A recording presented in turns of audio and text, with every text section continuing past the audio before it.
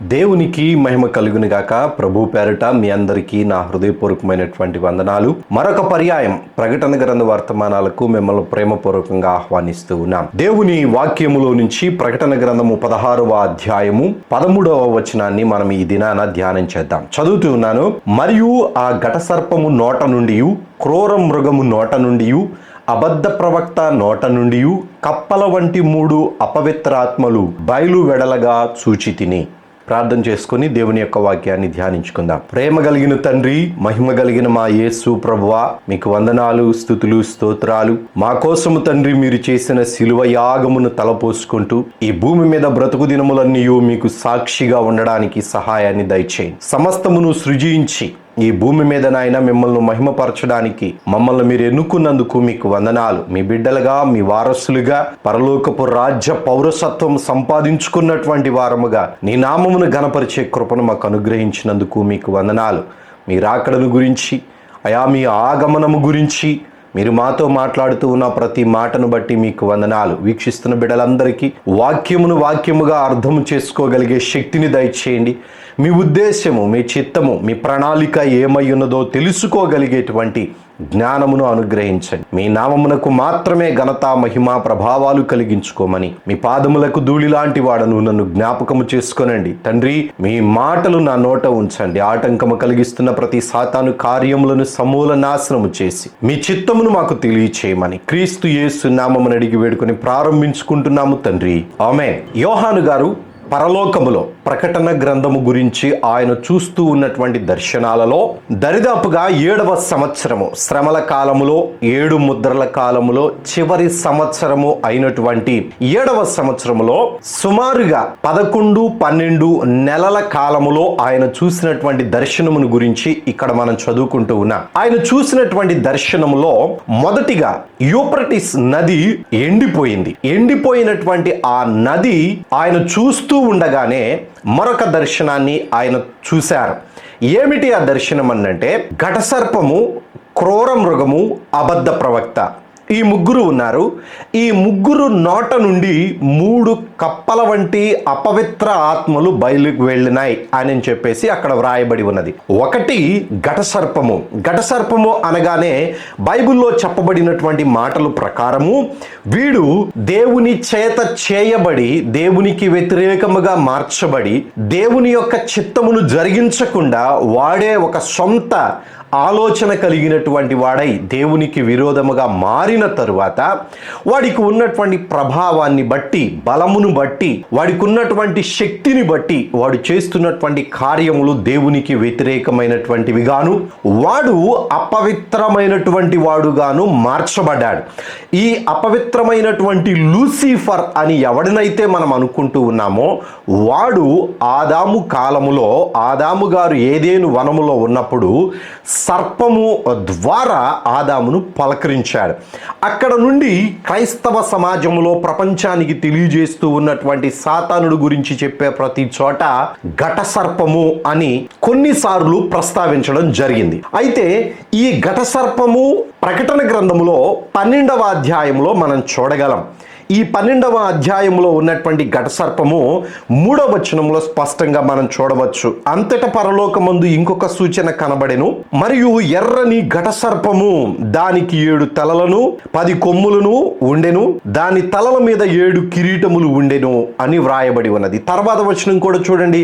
దాని తోక ఆకాశ నక్షత్రములలో 3వ భాగమును ఈడ్చి వాటిని భూమి మీద పడవేసెను అని వ్రాయబడి ఉన్నది. ఈ భూమి, ఈ సృష్టి క్రమము జరగక మునుపు దూతల సృష్టి అని ఏదైతే ఉన్నదో, దేవుని పాదపీఠముగా ఉన్నటువంటి ఇదే భూమి మీద దూతలు నివాసము చేసి దేవునిని స్తుతించి ఆరాధిస్తూ ఉన్నటువంటి కాలము ఏదైతే ఉన్నదో, ఆ ఆది కాలములో లూసిఫర్ గాడికి అప్పగించినటువంటి దూత సమూహముల్లో, అనగా దేవుడు చేసినటువంటి దూతలందరిలో కూడా 3వ వంతు మందిని ఈ లూసిఫర్ గాడికి వాడితో పాటు ఉండి దేవునిని స్తుతించడానికి దేవుడు అప్పగించాడు. ఇదంతా మనకి తెలిసినటువంటిదే.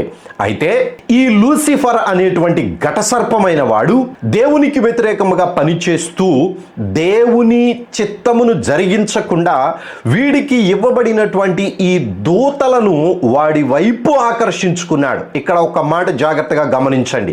నిత్య శక్తిమంతుడైనటువంటి దేవునిని విడిచి లూసిఫర్ గారు చెప్పినటువంటి మాటలను విని వాడి వైపు ఆకర్షించబడినటువంటి ఆ దూతలు దేవుని చేత చేయబడినటువంటి వారే. అయితే వారు ఈ లూసిఫర్ గాడి వైపు ఆకర్షించబడడానికి గల కారణము వాడిలో ఉన్నటువంటి ప్రభావము. ప్రతి దూతకు కూడా దేవుడు ఒక ప్రభావాన్ని అనుగ్రహించాడు.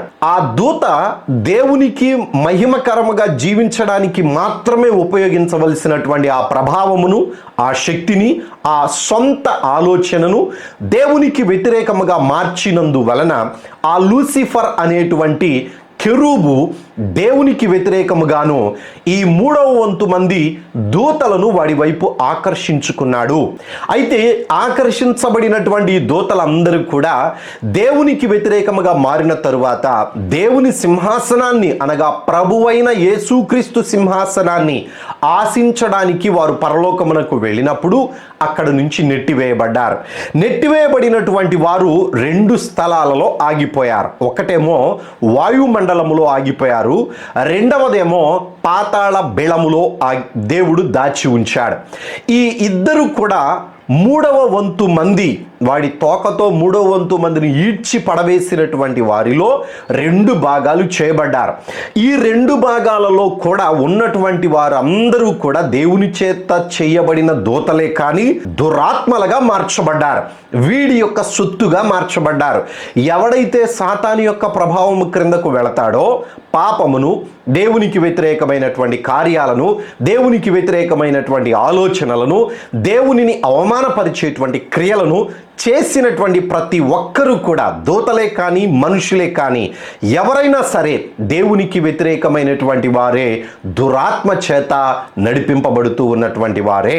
అయితే ఈ 2 గ్రూపులలో ఒకటేమో పాతాళ బిళములోను, ఒకటేమో వాయుమండలములోను ఉన్నటువంటి దూతల సమూహాలలో భూమి లోపల పాతాళ బిళములో ఉంచబడినటువంటి వారిని క్రూర మృగములు అని కూడా పిలిచారు. ప్రకటన గ్రంథము 6వ అధ్యాయాన్ని మనం గమనించినప్పుడు అక్కడ ఈ మాట స్పష్టంగా వ్రాయబడి ఉన్నది. 6వ అధ్యాయము 8వ వచనాన్ని చదువుతూ ఉన్నాను. అప్పుడు నేను చూడగా ఇదిగో పాండుర వర్ణము గల ఒక గుర్రము కనబడెను. దాని మీద కూర్చున్న వాని పేరు మృత్యువు. పాతాళ లోకము వానిని వెంబడించెను. ఖడ్గము వలనను, కరువు వలనను, మరణము వలనను, భూమిలో నుండు క్రూర మృగముల వలనను భూనివాసులను చంపుటకు భూమి యొక్క 4వ భాగంపై అధికారము వానికి ఇయ్యబడెను అని వ్రాయబడి ఉన్నది. భూమిలో ఉన్న క్రూర మృగములు ఈ యొక్క పడిపోయినటువంటి దూతలు. వీరిలో ఒకడు బయటికి వచ్చాడు. వాయుమండలములో ఉన్నటువంటి దూతల సమూహములో ఒకడు భూమి మీదకు వచ్చాడు. జాగ్రత్తగా ఆలకించండి. గతంలో కూడా నేను చెప్పాను, దూతలు మనుషుల్లో నివాసము చేయడానికి అవకాశం ఉంది. దురాత్మ మనుషులలో జొరబడడానికి పడిపోయినటువంటి దూతలకు మాత్రమే అధికారం ఉంది, అవకాశం ఉంది. కానీ కెరూబుకు అవకాశం లేదు. కెరూబు ఎద్దు ముఖము కలిగినటువంటి వాడు, వాడికి 6 రెక్కలు ఉంటాయి. మనిషిలో వాడు నివాసము చేయడానికి వాడికి అవకాశము లేదు. అయితే దూతలందరూ కూడా మనుషుల స్వరూపములోనే, దేవుని స్వరూపములోనే చేయబడ్డారు కనుక వారు మనుషులలో నివాసము చేయడానికి అవకాశము ఉంటుంది. కాబట్టి ఈ వాయుమండలములో ఉన్నటువంటి వాడేమో 13వ అధ్యాయములో మనం చదువుకుంటూ ఉన్నటువంటి క్రూర మృగము అని ఒకడు కనబడతాడు. మొదటి వచనములో చదువుతూ ఉన్నాను. మరియు 10 కొమ్ములను 7 తలలను గల యొక్క క్రూర మృగము సముద్రములో నుండి పైకి వచ్చుట చూచి తిని. వీడి గురించి గతంలో మనం ధ్యానం చేశాం.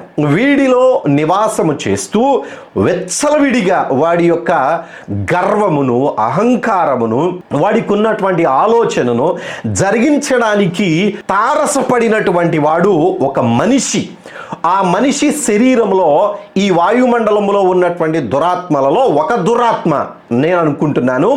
ఈ వాయుమండలము మీద ఉన్నటువంటి సమూహము మీద ఒకడిని నాయకుడిగా నియమించుకున్నటువంటి వాడే వచ్చి ఈ యొక్క క్రూర మృగం అని పిలువబడుతున్న నియంతలో నివాసము చేస్తున్నాడు అనేటువంటిది గట్టిగా నేను విశ్వసిస్తూ ఉన్నటువంటి మాట.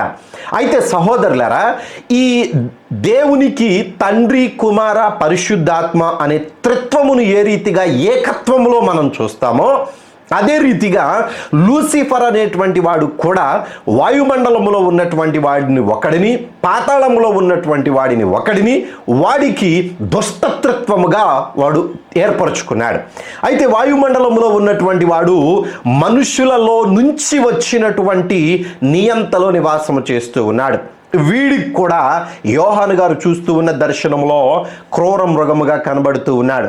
మూడవ వాడు ఎవడు అని మనం ఒకసారి ఆలోచన చేసినట్లయితే ఇదే 13వ అధ్యాయము 11వ వచనంలో భూమిలో నుంచి వచ్చినటువంటి క్రూర మృగము, వీడిని 19వ అధ్యాయములో కానీ, తర్వాత ఈ 13వ అధ్యాయములో కానీ, 14వ అధ్యాయంలో కానీ అబద్ధ ప్రవక్త అని ప్రస్తావించారు.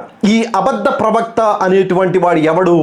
అగాధములో నుంచి అనగా పాతాళ బెలములో దేవుడు తీర్పు కోసము దాచి ఉంచినటువంటి ఆ దూతలు అనగా మృగములు అని ప్రకటన గ్రంథం 6వ అధ్యాయంలో ఎక్కడైతే ఆ పడిపోయినటువంటి దూతలను ప్రస్తావించారో వారిలో అనగా వారి మీద నియమించబడినటువంటి ఒకడు, సాతానుడికి బహు ఎక్కువగా పేరు తీసుకొని వచ్చేటువంటి ఒకడిని వీడు అబద్ధ ప్రవక్త అనేటువంటి మనిషిలోనికి పంపించాడు. వీళ్ళిద్దరూ కూడా మనుషులలో నివాసము చేస్తున్నారు. కానీ ఘటసర్పము అని పిలువబడుతున్నటువంటి సాతానుకు మాత్రము ఆ అవకాశము లేదు. ప్రపంచానికి ఈ ఇద్దరి మనుషులు, ఒకడేమో నియంతగాను ప్రపంచాన్ని ఏలేటువంటి రాజుగాను, రెండవ వాడేమో వాడిని బలపరుస్తూ ఉన్నటువంటి అబద్ధ ప్రవక్తగాను ప్రపంచానికి పరిచయం అవుతూ వచ్చారు.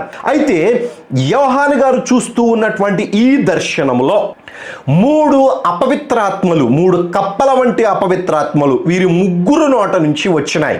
మనము ఇంతవరకు ధ్యానం చేసినటువంటి మాటలలో లూసిఫర్ గాడి నుండి వచ్చినటువంటి దేవునికి వ్యతిరేకమైన ఆత్మ, దురాత్మ, దేవునిని ధిక్కరించిన ఆత్మ, ధర్మ విరోధి ఆత్మ ఏదైతే మనము ప్రస్తావిస్తూ ఉన్నామో, దేవునిని వ్యతిరేకించినప్పుడు ఒక్కటిగా ఉన్నటువంటి ఈ లూసిఫర్ అనేటువంటి దురాత్మ దేవునిని ధిక్కరించి వాడితో పాటు ఉన్నటువంటి దూతకోటి సమూహం అంతటిని 3వ వంతు మంది దూతలను చెరిపివేయడం మాత్రమే కాకుండా సృష్టి క్రమము ప్రారంభించబడిన తరువాత ఆదాము మొదలుకొని భూమి మీద పుట్టిన ప్రతి ఒక్క మనిషిని కూడా దూతలను ఏ రీతిగా అయితే వాడి బలముతోనూ వాడి ప్రభావముతోనూ వాడి శక్తితోనూ వాడి వైపు ఆకర్షించుకుంటూ దేవునికి వ్యతిరేకమైన పాపపు కార్యాలు చేయడానికి వాడు ప్రభావము కలిగి ఉన్నాడో, అదే ప్రభావాన్ని కప్పల వంటి అపవిత్రాత్మలుగా యోహాను గారు చూస్తూ ఉన్నాడు. అదే ఇక్కడ చెప్పబడినటువంటి మాట. ప్రకటన గ్రంథము 16వ అధ్యాయంలో ఘటసర్పము నోట నుండి, క్రూర మృగము నోట నుండి, అబద్ధ ప్రవక్త నోట నుండి 3 కప్పల వంటి అపవిత్రాత్మలను చూశాను అని చెప్తూ ఉన్నటువంటి ఆ అపవిత్రాత్మలు సాతాను మాట విని వాడి వైపు ఆకర్షించబడినటువంటి వారందరూ కూడా అపవిత్రాత్మలుగా మార్చబడ్డారు. భూమి మీదకు వచ్చేటప్పటికి మనుషులు ఎవరైతే పాపములో ఉండి చనిపోతారో వారందరూ కూడా నిత్యత్వము అగ్నిగుండములో యుగయుగాలు వాడితో పాటు ఉండవలసిందే తప్ప ఇంకొక మార్గము లేదు అని బైబిల్ గ్రంథం స్పష్టంగా తెలియజేస్తూ ఉన్నది. యోహాను గారు చూస్తూ ఉన్నటువంటి ఈ 3 కప్పల వంటి అపవిత్రాత్మలు వేరొక ఏమిటో అని ఆలోచించడానికి అవకాశమును ఇవ్వవద్దు. ఎందుకనంటే ఇక్కడ ఈ 3 కప్పల వంటి అపవిత్రాత్మలు బయటికి వచ్చి వారు చేయబోతున్నటువంటి పని ఏమిటయ్యా అనంటే, హర్మెగిద్దోన్ అనేటువంటి ప్రాంతానికి ప్రపంచంలో ఉన్నటువంటి రాజులందరినీ పోగు చేసి దేవుని దినము అని ఒకటి బైబిల్లో వ్రాయబడి ఉన్నది. ఆ దినమున దేవునితో పాటు దేవుని బిడ్డలతో పాటు అనగా ఇశ్రాయేలీలతో పాటు ప్రపంచంలో ఉన్నటువంటి క్రైస్తవులతో పాటు యుద్ధము చేయడానికి వాడు పోగు చేసుకుంటూ ఉన్నాడు. దానిని బలపరచడానికి, ఆ రాజులను పోగు చేయడానికి ఈ కప్పల వంటి అపవిత్రాత్మలు బయటికి వెళ్ళినాయి. ఈ కప్పల వంటి అపవిత్రాత్మలు వెళ్ళి ఏ రీతిగా రాజులను పోగు చేసినవి హర్మెగిద్దోన్ అనేటువంటి ప్రాంతానికి తీసుకొని రావటానికి అనేటువంటిది నెక్స్ట్ వీడియోలో మనం చూద్దాం.